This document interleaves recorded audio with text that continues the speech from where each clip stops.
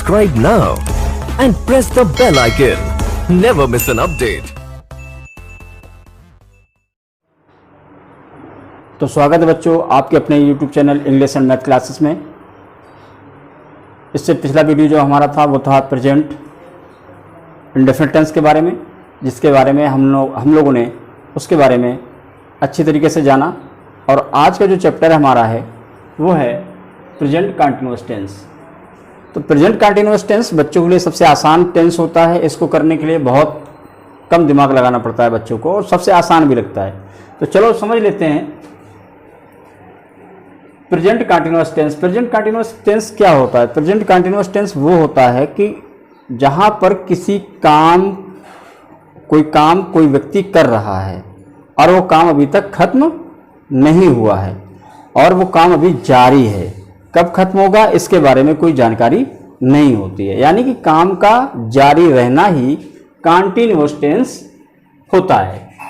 अब चूंकि ये प्रेजेंट कंटिन्यूअस टेंस है तो इसकी पहचान होती है कि वाक्य के अंत में रहा है, रही है, रहे हो, रहा हूं आदि आता है। सबसे अच्छी पहचान है जब भी कभी आप किसी सेंटेंस में रहा है, रही है, रहे हो, रहा हूं आदि देखें तो समझ लें कि ये प्रेजेंट कंटिन्यूअस टेंस का वाक्य है। किसी भी सेंटेंस में अगर आप रहा रही देखते हैं तो आप जान लें कि वो कंटिन्यूअस टेंस का वाक्य है। अब किस टेंस का वाक्य है? प्रेजेंट का भी हो सकता है, पास्ट का भी हो सकता है, फ्यूचर का हो सकता है। अगर वाक्य के अंत में है तो प्रेजेंट का है, था है पास्ट का है, गा है तो फ्यूचर का है। तो आज हम लोग समझ रहे हैं प्रेजेंट कंटिन्यूअस टेंस के बारे में। तो सबसे पहले हमने उसकी पहचान देखी कि वाक्य के अंत में रहा, रही, रहे अगर दिखाई दे तो वो सेंटेंस प्रेजेंट कंटिन्यूअस टेंस से बनाया जाता है। अब उसमें देखेंगे हम लोग असर्टिव सेंटेंस यानी affirmative sentence, negative sentence, interrogative sentence और WH फैमिली के इंटरोगेटिव सेंटेंसेस। रूल देख लेते हैं। जो असर्टिव सेंटेंस का रूल होता है उसमें सबसे पहले सब्जेक्ट होती है या सब्जेक्ट होता है, फिर इज, एम, आर, वर्ब की फोर्थ फॉर्म। वर्ब की फोर्थ फॉर्म क्या होती है बच्चों? जैसे गो होता है, वेंट होता है, गॉन होता है, गोइंग होता है। तो ये वर्ब की फर्स्ट फॉर्म है, वर्ब की सेकंड फॉर्म है, वर्ब की थर्ड फॉर्म है और वर्ब की फोर्थ फॉर्म है। वर्ब की फोर्थ फॉर्म वो होती है जिसमें आईएनजी जुड़ा होता है। जैसे गो है तो गोइंग हो जाता है, वॉक है तो वॉकिंग हो जाता है, स्लीप है स्लीपिंग हो जाता है, पनिश है तो पनिशिंग हो जाता है, क्लोज है तो क्लोजिंग हो जाता है। इस तरह की वर्ब में जिसमें आईएनजी लगी हो वो वर्ब की फोर्थ फॉर्म होती है। यहां प्रेजेंट कंटिन्यूअस टेंस में हर जगह वर्ब की फोर्थ फॉर्म का यूज किया जाएगा। तो यहां हमें समझ में आया कि सब्जेक्ट, फिर इज, एम, आर, फिर वर्ब की फोर्थ फॉर्म, उसके बाद ऑब्जेक्ट यानी कि जो उस पे कर्म आया है उसके अंग्रेजी या अदर वर्ड्स जो होते हैं वो लिखा जाएंगे। तो सबसे पहले देखें यहां पे हम कि जो यहां पे तीन हेल्पिंग वर्ब हैं, इज है, एम है और आर है।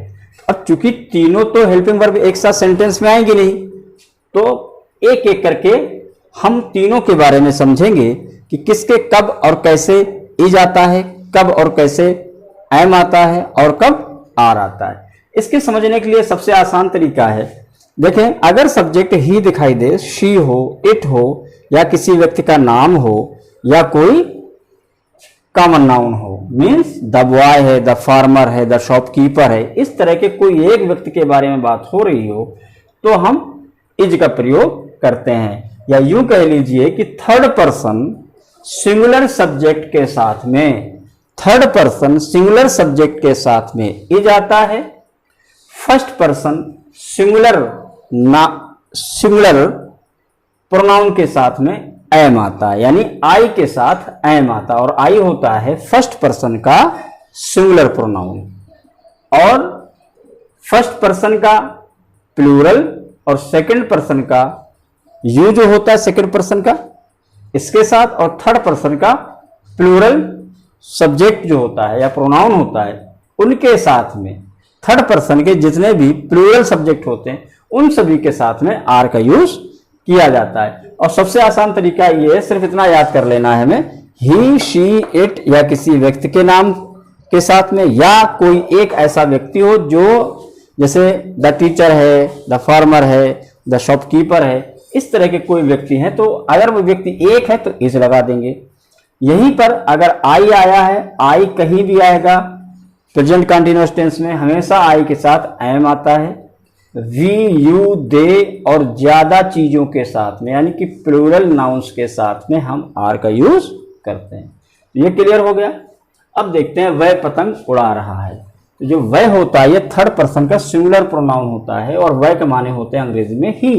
तो यहाँ पे देखा हमने ही के साथ क्या आएगा बच्चों, ही के साथ आएगा इज, तो ही के साथ इज लगा दिया। अब देखेंगे उड़ाना की अंग्रेजी होती है फ्लाई। तो फ्लाई माने होता है उड़ाना, उसमें हमने वर्ब की फोर्थ फॉर्म लगा दी। तो वर्ब की फोर्थ फॉर्म क्या होती है, आईएनजी जिसमें लगा होता है। तो फ्लाई का हो जाएगा फ्लाइंग। अब क्या उड़ा रहा है, पतंग उड़ा रहा है, द काइट हो गया। तो हमने प्रोनाउन के साथ में लिया है, जैसे ही के बनेगा वैसे ही हमारा शी का बनेगा। इसी तरीके से अगला देखें, सेंटेंस इट का यूज करके हमने बनाया है। वर्षा हो रही है, जब भी कभी कोई नेचुरल घटनाएं होती है, इवेंट होते हैं, तो उसमें हम इट का यूज करते हैं सब्जेक्ट के रूप में। तो इट, और इट होता है सिंगुलर, तो लगा दिया है कि अंग्रेजी इज। और रेनिंग, रेन माने होता है वर्षा होना, इसकी फोर्थ फॉर्म लगा दी, रेनिंग हो गया। तो इट इज रेनिंग। मैं फुटबॉल खेल रहा हूं, तो मैं फुटबॉल खेल रहा हूं। यहां देखें मैं के लिए हमने क्या इस्तेमाल किया है, आई के साथ क्या आता है, हूं की अंग्रेजी एम आता है। तो आई एम, खेलना की अंग्रेजी होती है प्ले, वर्ब की फोर्थ फॉर्म प्लेइंग, क्या खेल रहा है, फुटबॉल। या फुटबॉल का नेम है, यानी कि किसी भी खेल का जब नाम आ जाता है उस नाम से पहले हम लोग द का यूज नहीं करते हैं, हम सीधे सीधे उस खेल का नाम लिख देते हैं। अगर मैच होता है तो मैच चूंकि कोई खेल नहीं होता है, क्रिकेट खेल होता है, तो द मैच लिखते हैं। यहाँ फुटबॉल का खेल का नाम आया इसलिए हम उससे पहले द का यूज नहीं करेंगे। तो हो गया आई एम प्लेइंग फुटबॉल। तुम कानपुर जा रहे हो।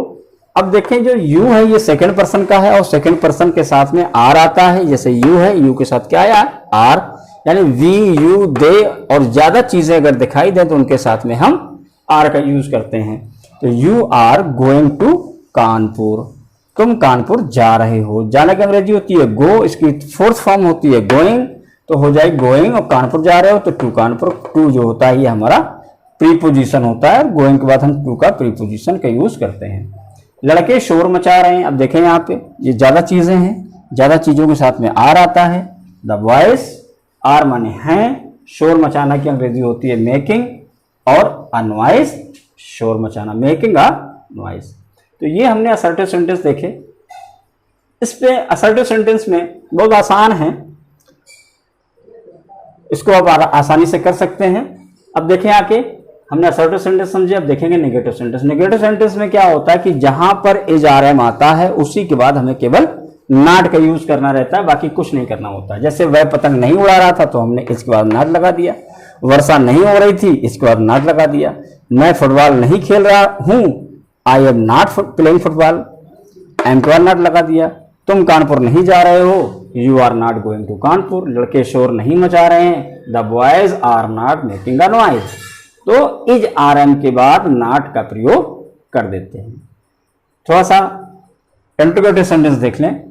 इंट्रोगेटिव सेंटेंस में क्या होता है कि जो इज एम आर होता है, जो हेल्पिंग हमारी होती है, वो जब कोई सेंटेंस क्या से शुरू हो जाए, उस क्या से शुरू होने की वजह से हम क्या की अंग्रेजी को वही अंग्रेजी लिखते हैं जो उस वक्त उसके सब्जेक्ट के अनुसार है की अंग्रेजी आ रही होती है। जैसे क्या वह पतंग उड़ा रहा है, तो अब देखें क्या की अंग्रेजी क्या आई है, इज आई है, क्योंकि जो वह है वह के साथ में है की अंग्रेजी इज आती, तो अंदर आने वाली है की अंग्रेजी को उठाकर यहां से हमने क्या लगा दिया, बाहर लगा दिया। बाकी सेंटेंस सब वही है, केवल क्या किया हमने, इज को उठाकर आगे लिख दिया है, बाकी सेंटेंस सेम लिख दिया है और क्वेश्चन मार्क लगा दिया। एक चीज यहाँ पे ये समझना है, बच्चे क्या कंफ्यूज हो जाते हैं कि बच्चे क्या करते हैं कि हर जगह क्या की अंग्रेजी इज लगा देते हैं, या हर जगह क्या की अंग्रेजी एम लगा देते हैं, या हर जगह क्या की अंग्रेजी आर लगा देते हैं। हर सेंटेंस में क्या की अंग्रेजी अलग अलग होती है, वो होती है सब्जेक्ट के अनुसार। सब्जेक्ट आपका जो होगा वही उसकी अंग्रेजी होगी, वैसे ही अंग्रेजी होगी।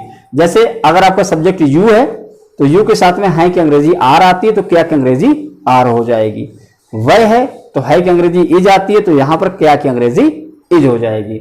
इसी तरीके से जैसे लिखा हुआ है वर्षा हो रही है तो इट के साथ में इज आता है, तो क्या की अंग्रेजी हमने इस लगा दी, बाकी सेंटेंस उतार दिया और लास्ट में क्वेश्चन मार्क लगा दिया। क्या मैं फुटबॉल खेल रहा हूं, तो आई, मैं फुटबॉल खेल रहा हूं, तो मैं के साथ में हूं की अंग्रेजी एम अंदर यूज करते थे। अब इसमें सेंटेंस में क्या आ गया है, तो हम एम पहले लगा देंगे, एम आई प्लेइंग फुटबॉल और क्वेश्चन मार्क कर देंगे। क्या तुम कानपुर जा रहे हो, are you going to Kanpur. क्या लड़के शोर मचा रहे हैं, are the boys making a noise. इसी सेंटेंस में कभी कभी नेगेटिव सेंटेंस आ जाते हैं, इंट्रोगेटिव नेगेटिव सेंटेंस। क्या तुम कानपुर नहीं जा रहे हो, तो हम क्या करेंगे कि इस सब्जेक्ट के बाद में यहां पर हम नॉट का यूज करेंगे, अगर यहां पर नहीं आ जाए। समझ रहे ना, सब्जेक्ट के बाद ही नॉट का यूज किया जाएगा।